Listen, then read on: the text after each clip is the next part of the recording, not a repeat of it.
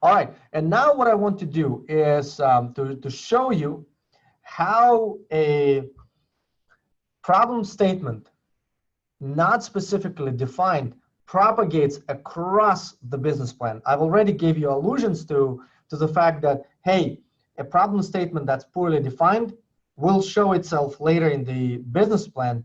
But now let me walk you through a few more examples of how that happens. Okay. And this is the team that I call Team Travel. And their goal is to connect travelers with local guides. And let me read out the problem statement. Too many people travel to locations around the world only to find places that are overcrowded, geared toward tourist commerce. I'm sure we've all experienced it. You know, you go to the Great Wall of China and you expect to find the serene locations for you to look at the horizons from the wall, and in fact you find a very crowded place. Not fun. So reasonable start. And then the proposed solution, I'm taking just excerpts from the business plan. There's certainly more there. You know, the idea is that there will be local guides who are on this platform, and they would fill out a profile based on their location and a basic itinerary of their best day at the location. Right? You know, you will have local people suggesting local tours, and that's how you're going to experience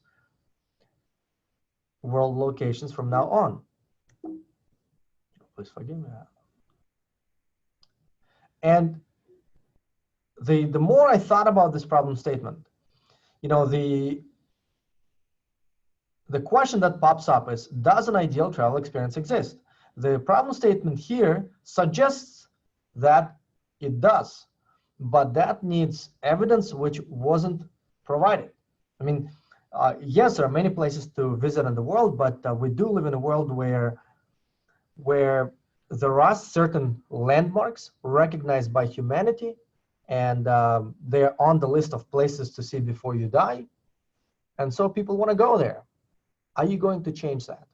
And if you do not change that, well, how do you change the problem of going to a tourist destination that's popular but not crowded, right? So, you know, if you're solving a problem, you should start with the premise that a better solution exists and then defend that premise. And the team here then selects its beachhead market, and I'm copying pasting almost exactly the entire discussion of how the beachhead market was selected. Our beachhead market is the travel addict. These users are heavy travelers, are seeking to find meaningful local experiences, are very active on social media, which will make it easier to market to them, and they are influencers. Many of them have influential social media presence. Okay. So far, so good, but what we are not seeing here in the description of the beachhead market is markets that were deselected and a discussion of why. Now, let me present you with the end user profile provided by the team for that beachhead market. And they describe it as travel addict demographics. And the travel addict is a digital nomad. The person in question here is aged 25 to 50. And right away, I see that that age gap is quite vast. Now, ask yourself, how many 25-year-olds talk to people who are 50-year-olds? Unless that's your dad or uncle. Not many. And so the very premise that this is a tight community that is connected to each other on social media and therefore will generate word of mouth, just by the sheer description of the end user profile, that just doesn't seem to be true. And then it suggests that the income level, let me just check my additional slides here. Okay. Give me 1 second. I want to make sure that I dissect it to you in the, okay, no, I will discuss it later in the process. Um, it suggests that the income level here is one of 75,000 US dollars per year. In the business plan, the team suggests that the person travels 5 times a year. And one question here, well, can you really be a travel addict for a salary of this nature? And it just doesn't seem to stack up. And furthermore, the person indicates that the end user here is single or married with young kids. And I'm married with young kids.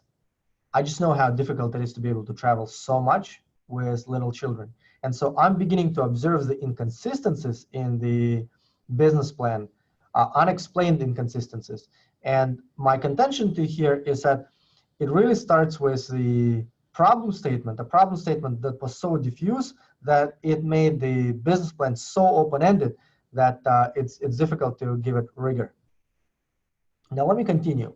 Erdin, just another question I have in the previous one is what kind of travel, right? Because there's it's very different to go to Indonesia than to go to Washington. Exactly. So is it local travel? Is it like what kind of travel also feels like maybe very relevant? And in the business plan, it's not explained. I think the basic binary distinction in travel is between pleasure travel and work travel, right? And I did not see that distinction clearly explained in the business plan, right? It is assumed that this is travel for pleasure because you're going and seeing tourist landmarks, but that is not clearly stated in the business plan. And let me reiterate here, I really don't mean to rag on the business plan here. You know, clearly the people behind the business plan here are passionate about travel. I think that's fantastic. You know, I think it's fantastic to want to connect the world through experiences that are authentic. My only goal here is to make proper use of the value of your time by being candid so we can grow together. And so that, you know, ultimately some of us can use this service. Now, the TAM presented here is the following. It's $70 million, and the numbers here are 43% of the US workforce works remotely. Of those who do, 31% work exclusively remotely, you know, most of their time. And then of that group, 11% spend more than 50% of their time traveling. So that's a lot of time on the road. And the question I'm asking here is like, fine, and they're going to charge $30 for subscription. But the question is, the data that went into the TAM is data that is only demographic. But you are describing a very specific end user, someone who is a travel addict, someone who is a travel addict. And I would bet not everyone described here is a travel addict, right? Presumably, most of the people described here are actually people who travel for work. They have to travel. And the reason they work remotely is, hey, their job is such, for example, they are salespeople and they are outside salespeople, so they have to be on the road all the time. That's why they work remotely. They're really not traveling to see tourist locations. They are traveling to earn a paycheck.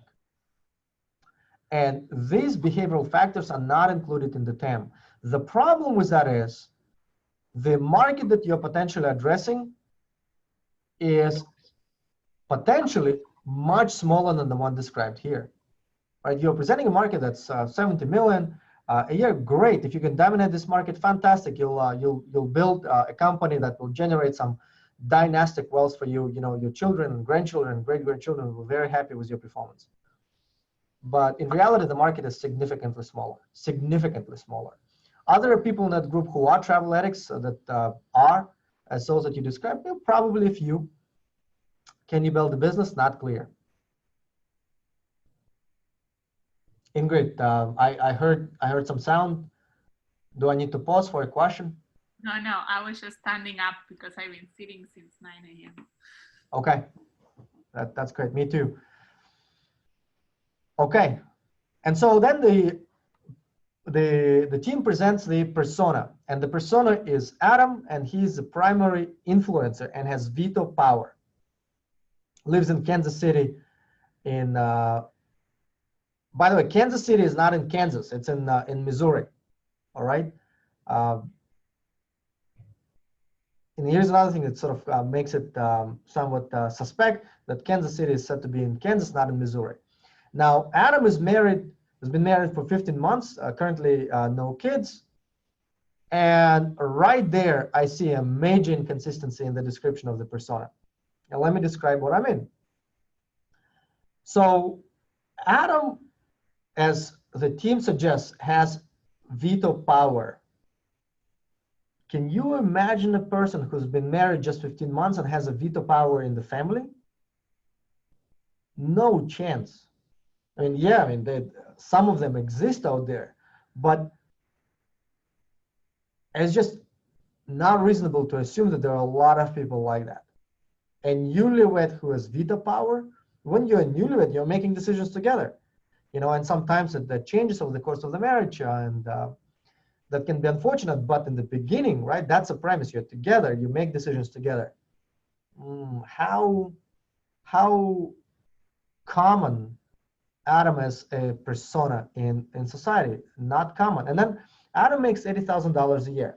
Let's do a back of the envelope run of the numbers here. If you're making $80,000 a year in America, 40,000 of those go to the US government, right? So your disposable income at the end is 40,000. Now you probably have to pay rent, or you own a house, and maybe your mortgage is what Kansas City is not that expensive. Maybe your mortgage is $1,500 a month, and so that's $19,000 a year, right? So right there, all we have left from your disposable income is $21,000. How much do you spend for food? You probably spend a couple of two would spend $1,000 a month for food. Maybe a little less, but people who are just married perhaps want to splurge and enjoy good food. So that's another $1,000. So that's another $12,000. And so 19 minus 12, that's $7,000. So you only have $7,000 left from the money you earn. And I mean, that only covered the food and rent. And so you're telling me you can travel 5 times a year on $7,000? Then it has to mean that you're traveling for work, and so your work pays for your travel. But if you travel for work, which many of you do you ever get chances to see tourist locations? No, you just see conference rooms. And a conference room in Tokyo is the same one as in Riyadh, is the same one as in Dubai, is the same one as in London. They all look the same. Or they could be camping, like doing different kinds of traveling. That's why I ask, like, is it like it's different to travel abroad than to just, go camping around the area and take your car? It's possible. It's possible. But if you're camping, who are the people who camp? Mostly people who camp travel to camp locations by car, not by airplane, right? And you know that you cannot travel by airplane if you're traveling by yourself 5 times a year internationally for $7,000, right? So then you have to estimate your car transportation, your car rental costs. It's just not a lot of money left to enjoy the travel. Well, maybe Adam is independently wealthy. Well, okay, fine, people like that exist. But how many of those people are out there, and are they enough for you to build a good business? That's not clear. Let me keep going here, and these are the questions that I did ask, and then let me make the final comment on this team. And again, team travel, I apologize to you. I don't mean to single you out. I appreciate working with you, and I learn a lot from every student here in the class. But let me present the full life cycle use case here. And that is, you know, if you look at it, you know, you say, all right, how does Adam finds out about travel options? Other travelers, fellow travelers, blogs, social media, online search, engines, friends, and family. And you know, almost all of this seems cut and pasted from one cell to another, and we do not see specifics. And that really, to me, is a sign that the end user and the customer are not well understood. By this stage in the business, you should be indicating specific websites, specific blogs, specific social media channels where such knowledge is obtained. And unfortunately, that's not presented. And my argument to you, students, is that that really stems with the problem statement, right? You know, the work began with a problem statement that's diffuse, time ran away, you had to submit many other assignments, the follow-up back to the problem statement didn't occur, and so you're generating work that is unspecific, right? And now is your opportunity to go back and do a better job. And so I want to thank Team Travel for presenting themselves as an opportunity for everyone in the class to learn.